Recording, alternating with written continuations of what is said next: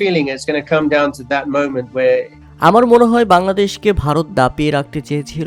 বাংলাদেশের ক্রিকেটের উন্নতি ভারতের ইগোতে লেগেছে। আমি যদি খোলাসা করে বলতে চাই তাহলে বলতে হবে ভারত বাংলাদেশকে ভয় পেয়েছে। হ্যাঁ দর্শক, এগুলো আমার কথা নয়। এবার বাংলাদেশের পক্ষে মুখ খুলেছেন কিংবদন্তি কোচ, বাংলাদেশ দলের সাবেক বোলিং কোচ অ্যালান ডুরান্ট।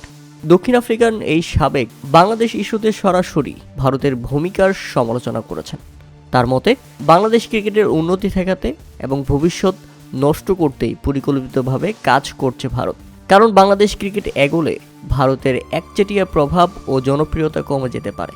এরপর তিনি রিশাদ হোসেনকে টেনে এনেছেন এবং যোগ করেছেন সাম্প্রতিক সময়ে বাংলাদেশের ক্রিকেটাররা বিভিন্ন আন্তর্জাতিক ফ্র্যাঞ্চাইজি লিগে নিয়মিত খেলছে, যারা বাংলাদেশ ক্রিকেটের অগ্রগতির স্পষ্ট প্রমাণ।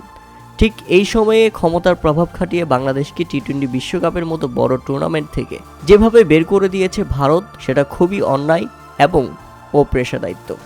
এরপর তিনি মুস্তাফিজুর রহমানকে নিয়ে কথা বলতে গিয়ে বলেন, দেখুন মুস্তাফিজুর রহমান এখন বিশ্বের মধ্যে অন্যতম সেরা একজন চ্যাম্পিয়ন বোলার। মুস্তাফিজুর রহমান আইপিএলে তার দামটাও পেয়েছিল, কিন্তু ভারত মুস্তাফিজুর রহমানের প্রকৃত দাম দিতে ব্যর্থ হয়েছে এবং ভারত মুস্তাফিজুর রহমানকে নিয়ে তাদের পরিস্থিতি ঠিক করতে ব্যর্থ হয়েছে। এবারে টি-20 বিশ্বকাপ আয়োজনের রীতিমতো ব্যর্থ ভারত।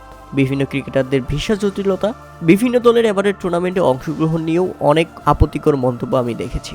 তবে আমি এখানে মনে করি বাংলাদেশ সঠিক সিদ্ধান্ত নিয়েছে।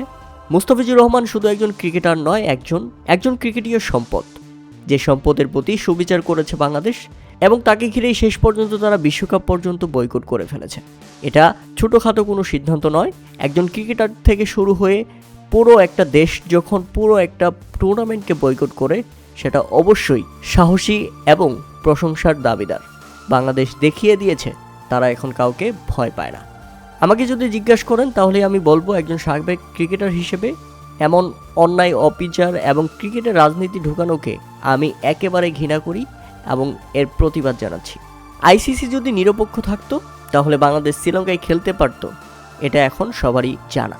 শুধু এখানেই শেষ নয়, অ্যালান ডুরান্ট আরও বলেছেন, আসন্ন টি-20 বিশ্বকাপে বাংলাদেশকে বাদ দিয়ে স্কটল্যান্ডকে অন্তর্ভুক্ত করার সিদ্ধান্ত আন্তর্জাতিক ক্রিকেট কাউন্সিল আইসিসির বিশাল ভক্ত সংখ্যা ও আর্থিকভাবে ব্যাপক ক্ষতির মুখে পড়বে, যেখানে বাংলাদেশের প্রায় মোট জনসংখ্যার 17 মিলিয়ন মানুষ ক্রিকেট প্রেমী, আর স্কটল্যান্ডের জনসংখ্যা মাত্র 5.8 মিলিয়ন।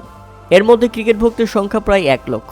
অর্থাৎ আইসিসি কমপক্ষে 149 মিলিয়নের বিশাল একটা জনসংখ্যা হারিয়েছে, যেখানে কেবল স্কটল্যান্ডকে যোগ করে তারা পেয়েছে 1 লাখ নতুন ভক্তের দেখা, যেটা আইসিসিকে এই টুর্নামেন্ট শেষে দেখিয়ে দিবে তাদের বিশাল লসের অংশ, এবং এবারের বিশ্বকাপটাও হয়ে যাবে রীতিমতো পাঞ্চে।